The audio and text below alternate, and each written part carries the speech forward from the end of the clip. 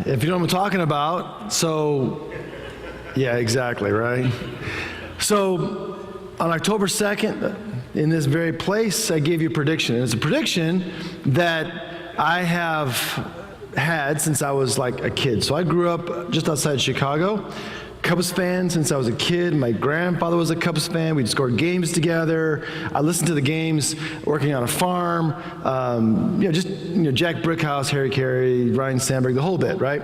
So my prediction was that in Game 7 of a World Series someday, it'd be score tied, and before the ball left the park for the Cubs to win the World Series, Jesus would come back, because that's my luck. And I said that here on October 2nd.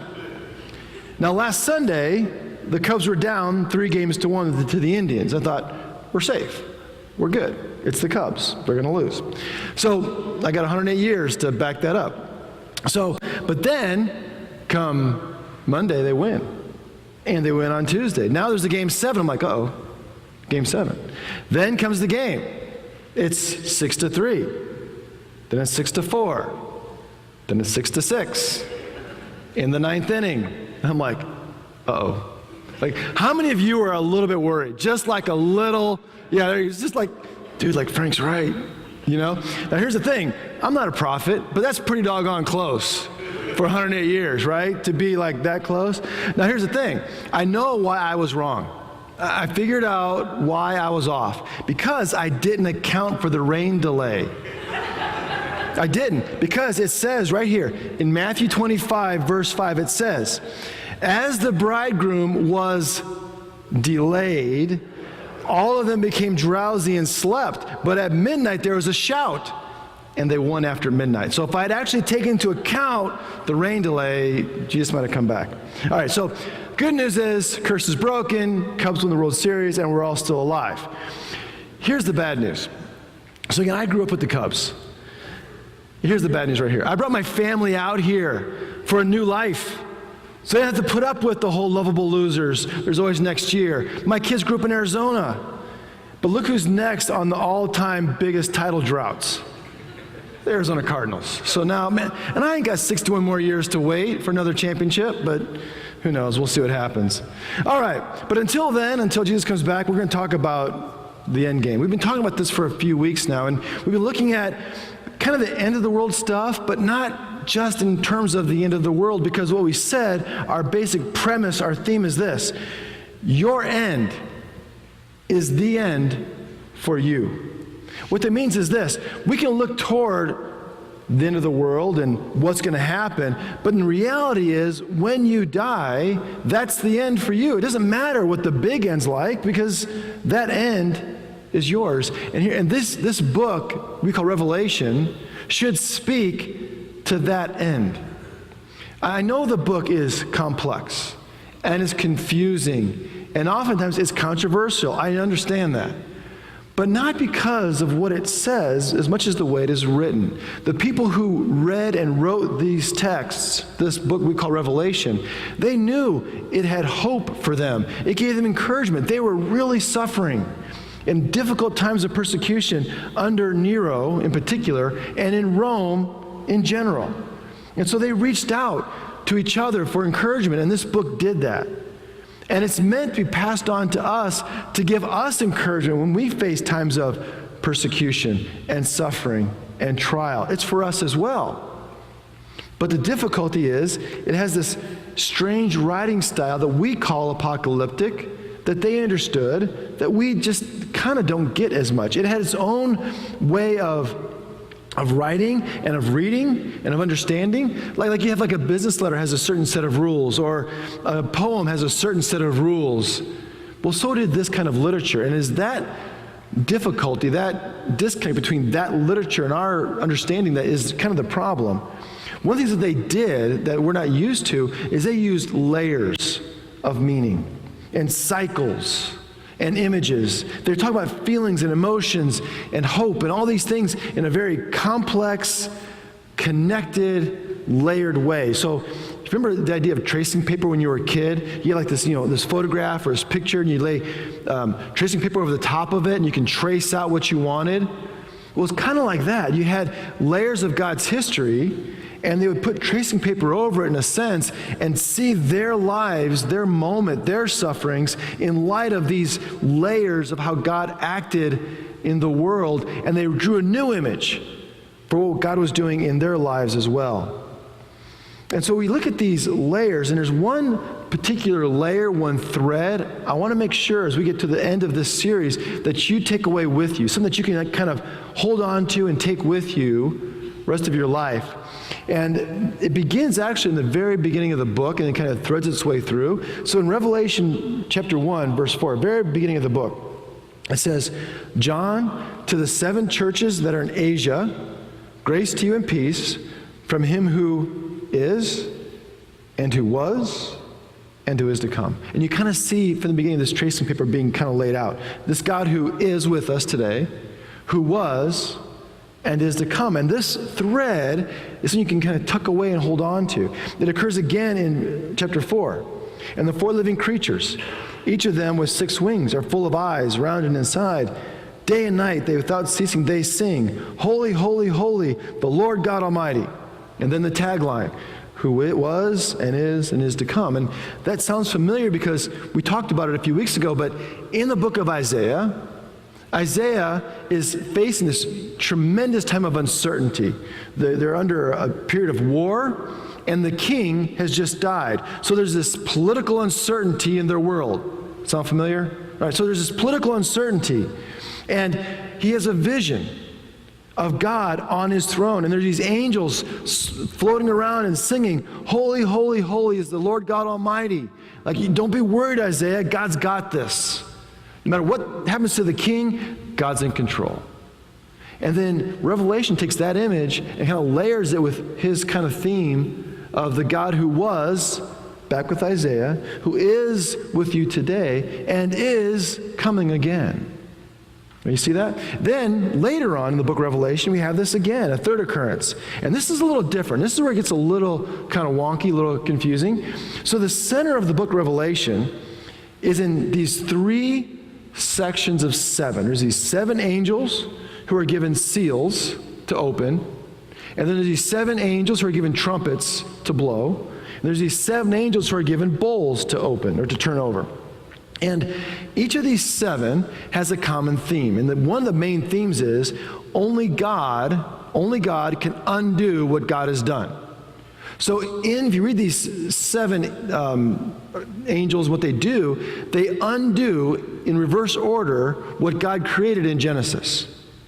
So if God makes things in a certain way, only God can unmake them. No king, no president, no ruler can push a button and end the world without God having a hand in it. So don't worry about it.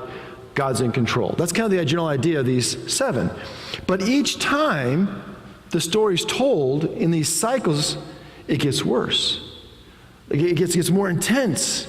It's like that rain delay in the 9th inning. You're like, come on, we get to the end of this thing, and it gets more and more intense. Well, in the last series of 7, these angels with these bowls, they're going to turn over. We have this one section where you see this thread appear. This is Revelation 16. The 3rd angel poured out his bowl into the rivers and the springs of water, and they became blood. And I heard the angel of the waters say, You are just, O Holy One, who are and who were, for you have judged these things because they shed the blood of the saints and prophets, and you have given them blood to drink. It's what they deserve. So this is justice, right? The punishment fits the crime. That they did something wrong and God's punishing them. But the point I want to make here is what's missing in the beginning of this? You are just, O Holy One, who are and who were. What's missing? Is to come. Why is it missing? Because he forgot it? No, because he's here.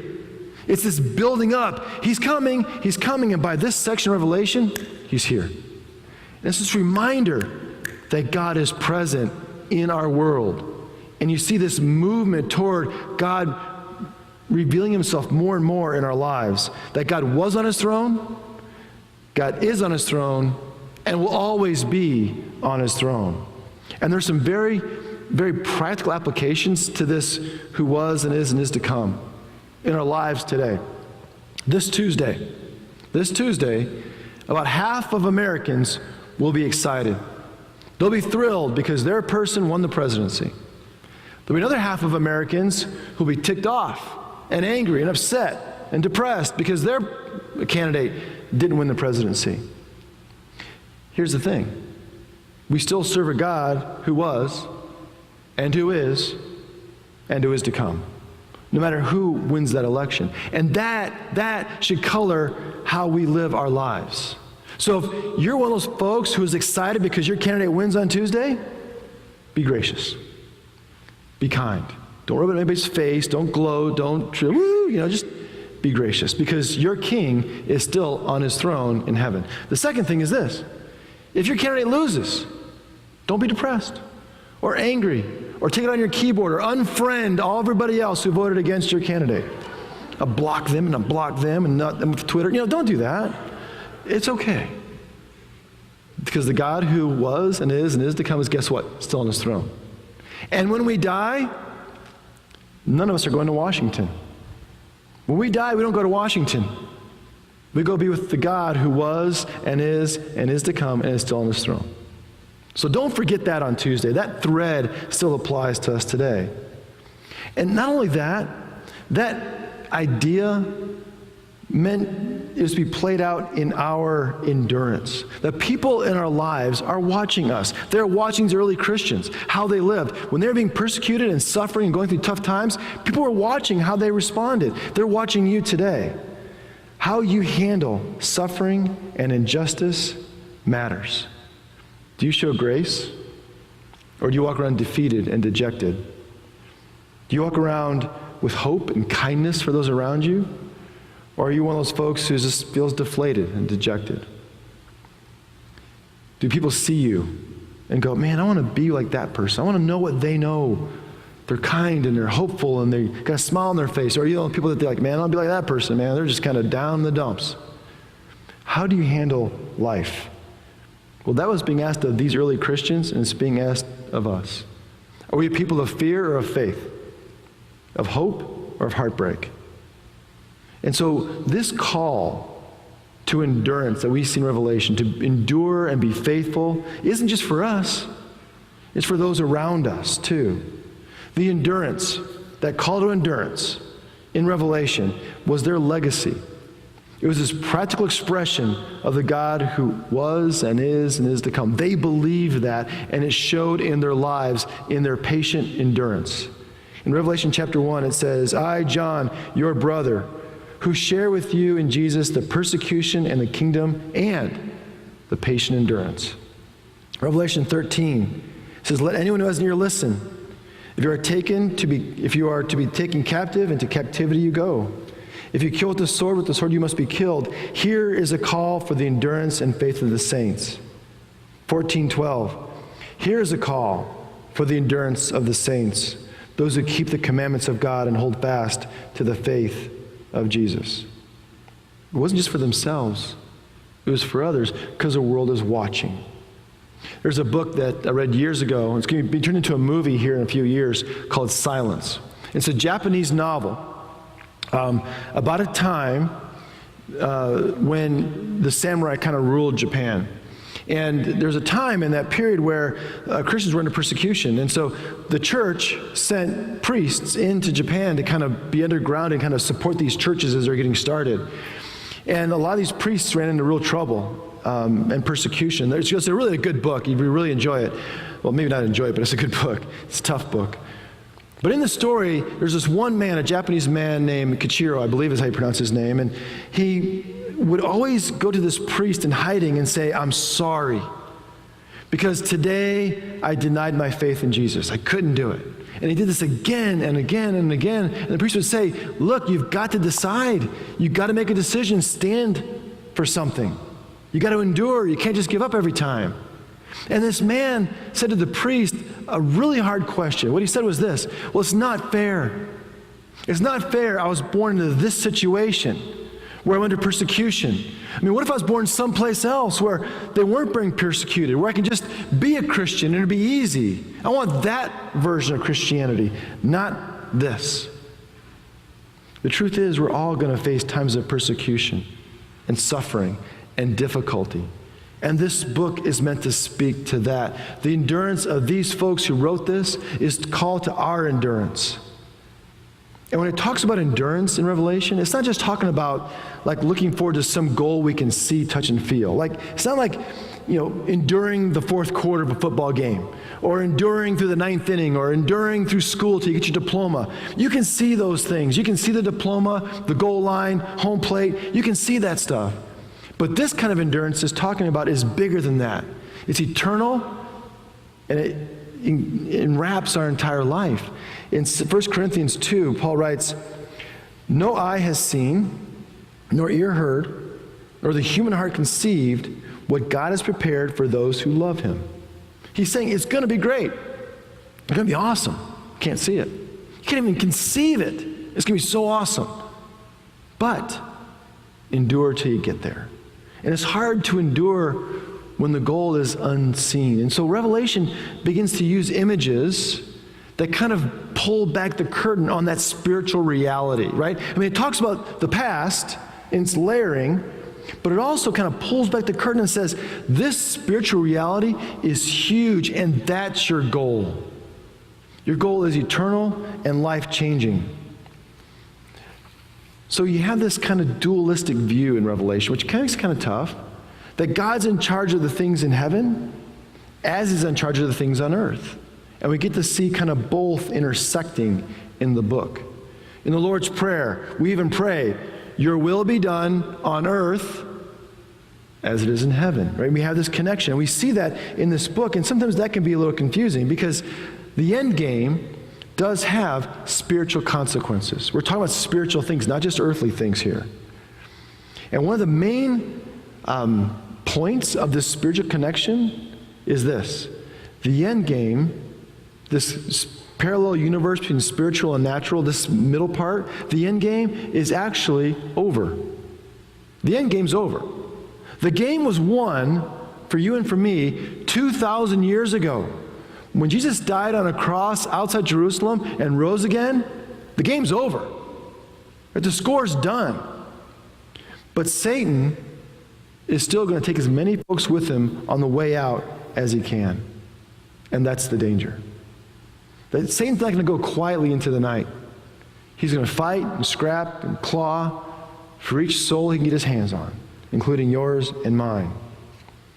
And Jesus talks about this in kind of some more practical language in the Gospel of John, chapter 10. He says, very truly I tell you, anyone who does not enter the sheepfold by the gate, but climbs in by another way, is a thief and a bandit. The one who enters by the gate is the shepherd of the sheep. The gatekeeper opens the gate for him, and the sheep hear his voice.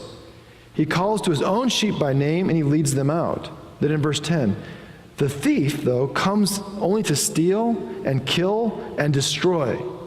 I came that they may have life and have it abundantly.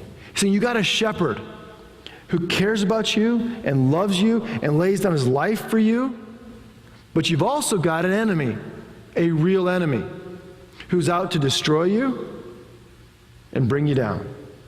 Now, there's nothing to worry about, right? Because the shepherd is a lot more powerful than the thief, right? Our shepherd carries a pretty big stick. And there's no thief who can overtake him.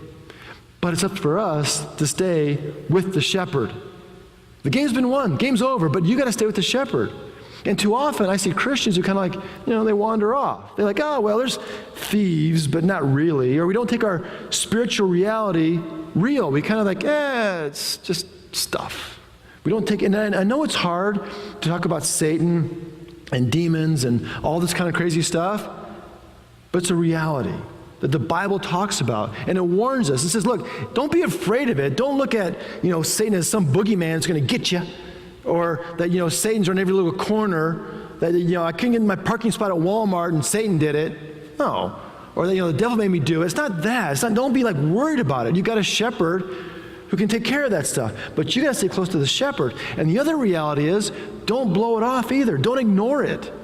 I think Satan wins. We're like, there's no Satan. Forget all that stuff. When we do that and get complacent, we start wandering off. And Satan wins. And I'm not saying too, that Satan's after you in a real, like obvious kind of way. Like in Revelation, there's these, red dragons and beasts and demon locusts. I think Satan gets to us in more practical ways. The way he got to Adam and Eve, right, in the Garden of Eden. Did God really tell you not to eat of that tree? Like, really? I mean, come on, seriously, did he tell you that? The stuff in between your ears. Or like when Satan appeared to Jesus in the desert and says, go ahead, turn the stone to bread. No one's around. No one's going to see this. And you're hungry. It doesn't really matter. And he talks to you the same way about who you are. He lies to you about the kind of person you think you are sometimes, or that you're getting what you deserve, or that you're a hypocrite, or that you don't belong. God couldn't love you the way you are. He lies to you and tells you those kind of things. And that's the spiritual realm. And how often sometimes do we ignore the spiritual realities of our lives and just kind of shove it away and don't really think about it when it is real?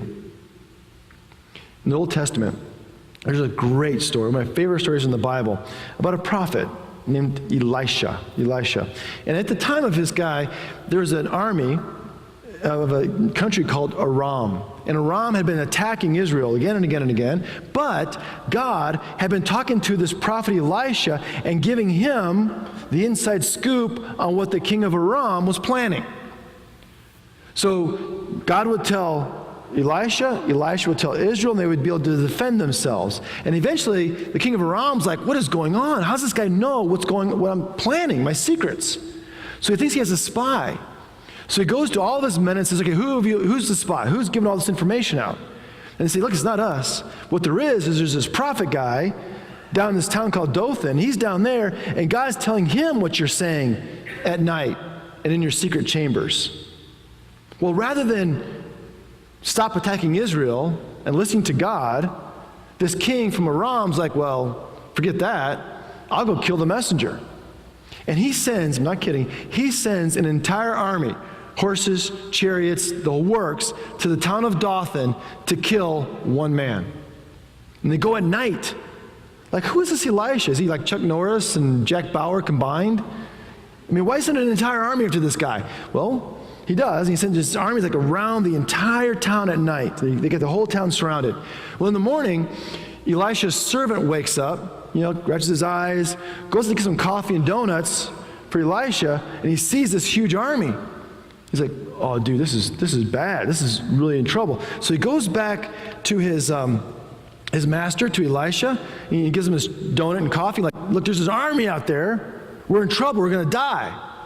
And Elisha has this kind of this Chuck Norris, squinty-eyed look on his face, stirs his coffee, and he says this in verse 16, do not be afraid, for there are more with us than there are with them. Can you imagine being that guy's servant? I see you, and I see me. Right? Even like Captain America doesn't like these odds. Right? You're not Rambo, dude. Like, there's two of us. And then Elisha turns and says to God, Lord, please open his eyes that he may see. So the Lord opened the eyes of his servant, and he saw the mountain was full of horses and chariots of fire all around Elisha. So there's a spiritual reality that his servant can't see, but Elijah can. That God is with him. There's this huge angel army surrounding the other army. And they got plenty of help, all the help they need. Now here's the cool part of the story. Not just that Elijah could see this angelic army or that God was watching out for them. Look what Elisha does. He doesn't tell the army to attack and kill the other army. What he does is he asks God to strike them with blindness. And so the entire army of Aram goes blind. And then Elisha walks into the middle of them and does the kind of like the whole Jedi mind trick thing, right? This is not the prophet you're looking for, right? This is not the city you're looking for. And he takes the entire army, he says, I'll show you where he's at. And he walks them, this entire army, down to the capital of Israel, Samaria at the time. and has them all get into the town square. So here's all these blind armies of Aram surrounded by the army of Israel now in their town. And he prays to God, and they open their eyes, and they can see. Can you imagine being those guys? Like, you're looking around, all of a sudden you're surrounded in like the enemy territory, like behind enemy lines, and you're caught. It's like really bad. It's like really, really bad news. Like a home run in the 8th inning, and you're down by 2, and you're the Cubs. It's like this bad news. So he's in this middle of this bad situation. And then, look at verse 21. When the king of Israel saw them, he said to Elijah, "Father, shall I kill them? Shall I kill them?" He answered, "No. Did you capture with the sword and with your bow those whom you want to kill? Instead, set food and water before them, so that they may eat and drink, and let them go to their master." So he prepared for them a great feast. After they ate and drank, he sent them on their way, and they went to their master. And the Arameans no longer came raiding into the land of Israel. It kind of shows in this story the two ways we can see the world. We can see the world like Elijah's servant. We can rely on our own strength. We can get discouraged. We can think we have no help. We're overwhelmed by the problems of society, the problems of our world. There's this huge army surrounding us. We have no help, it's all done. Or we can see the world the way Elisha saw it, that God is involved, that we have a shepherd who can take care of us, who surrounds us, that if we stay close to him and follow him and are with him, we have an army of angels surrounding us too. And that trust and that kind of endurance and that kind of confidence in God's faithfulness, that kind of life turns the tables on everything. Because there's no longer a need then for fear. Elisha wasn't afraid of the army of Aram. He wasn't.